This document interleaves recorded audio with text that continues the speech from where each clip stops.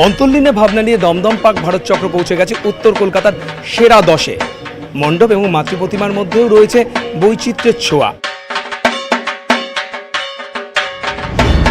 যে চিন্তা ভাবনাটা নিয়ে ওরা এই পুরো মণ্ডপটাকে সাজিয়েছে এবং প্রতিমা, each and everything, it's so beautiful. খুব ইনোভেটিভ। আসলে এখানে পুরো একটা সাধারণ মানুষের মানে গ্রাম্য মানুষের একটা জীবনকে পুরো দৈনন্দিন জীবনে যেই জিনিসগুলো ব্যবহার করা হয় সেগুলোকে তুলে ধরা হয়েছে। মূর্তি তো যে আমাদের কালীঘাট পট, আমাদের যে বাবুয়ানি পট, সেইগুলোও কিন্তু এই মূর্তির মধ্যে প্রকাশ করেছে। এবং শেষে আমরা আমাদের যা ঘটে অন্তর্লীন, এই এক্সিকিউশনটা অসাধারণ।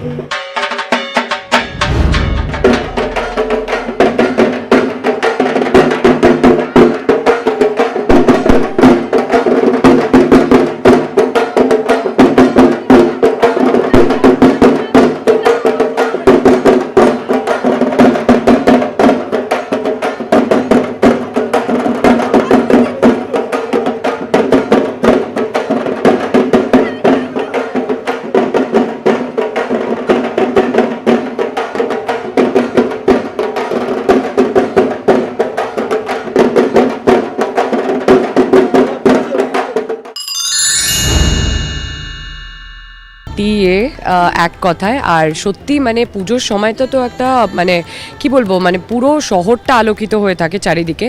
সেখানে যদি এত ধরনের পেস্টেল শেডস দেখতে পাচ্ছি, সোলার সিস্টেমে চলছে সবকটা লাইট মণ্ডপের, আর এই যে সাবেকিয়ানা সাজ মায়ের, এটার তো একটা আলাদাই মন কাড়া একটা মায়ের রূপ। তো এটা আমার মনে হয় না কোনো কিছু বিট করতে পারে। তুমি যতই স্টাইলিশ আর্কিটেকচারাল বা ওই টাচ দাও, এইটা হচ্ছে আসল বাঙালিয়ানা, অ্যান্ড এটা আমাদের রক্তে। সো আমার কিছু বলার নেই। I am in of this pandal, I loved it. Mudiali এবার ফাটিয়ে দিয়েছে।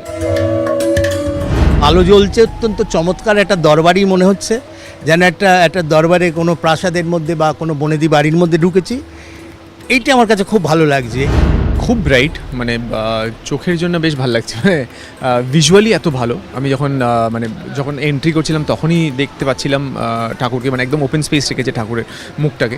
তো আমার মনে হয় যে যারা দূর থেকেও আসতে থাকবে তারা আস্তে আস্তে দেখতে দেখতে আসতে পারবে, সেই একটা ব্যাপার আছে। অ্যান্ড এত সুন্দর সুন্দর ব্রাইট কালার্স, দেখো ছোটো ছোটো পদ্ম ফুল, মানে এত ভালো লাগছে দেখতে এখানে।